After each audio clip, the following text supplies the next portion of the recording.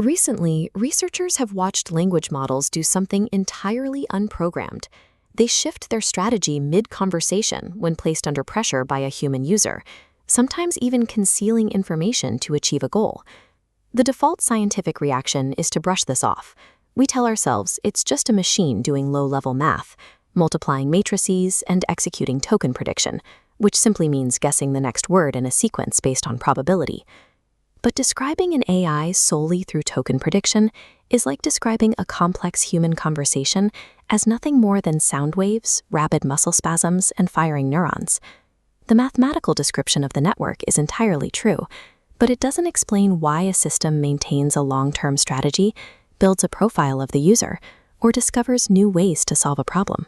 We avoid asking those behavioral questions for one specific reason. Researchers are terrified of using words like motive, memory, or understanding.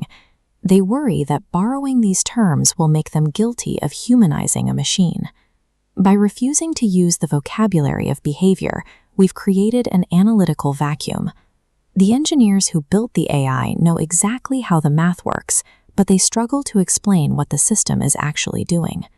Right now, the study of artificial intelligence is paralyzed by a tug-of-war between two extremes. On one side is naive anthropomorphism.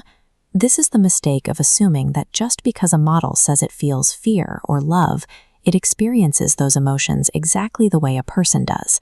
On the other side is human exceptionalism, the assumption that if a system lacks biological tissue, it cannot possess any cognitive traits at all. To break out of this trap, we have to borrow a principle from complexity science called emergence. When you increase the scale of any system, the rules you use to explain it have to change. This data visualization maps out how that works in physics. We start with isolated particles. When they snap together to form atoms and then link up into the complex lattice of a molecule, atomic physics is no longer the best tool to describe what's happening. You need the rules of chemistry.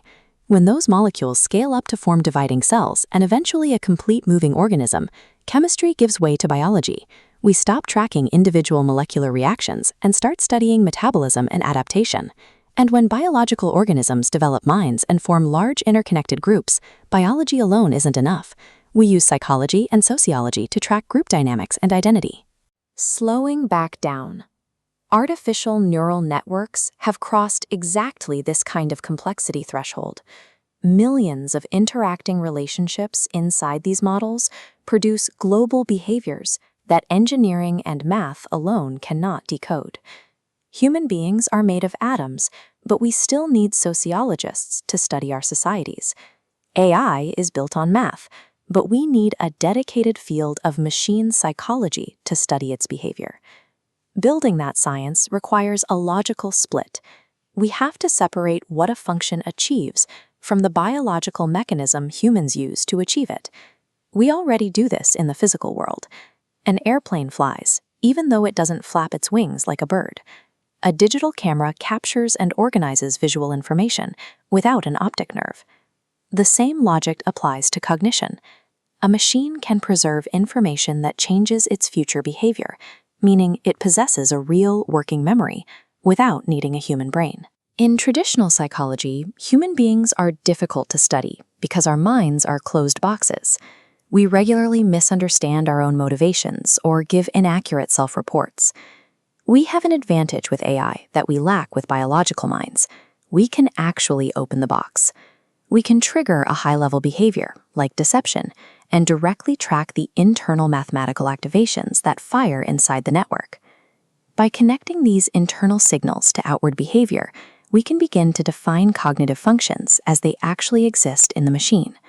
It allows us to move past human labels and measure the system based on its own unique organization.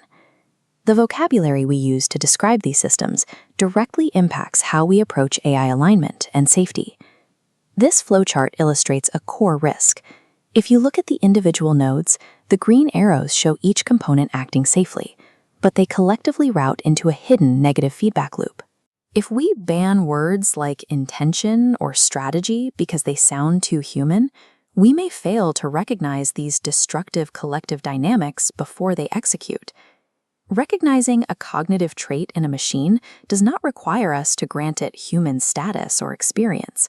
Rather, it suggests that learning, memory, and understanding are universal expressions of complex organization, visible in nature and now in code. To safely study AI for what it truly is, we have to let go of our ego. We must abandon the idea that humanity is the sole measure of intelligence in the universe.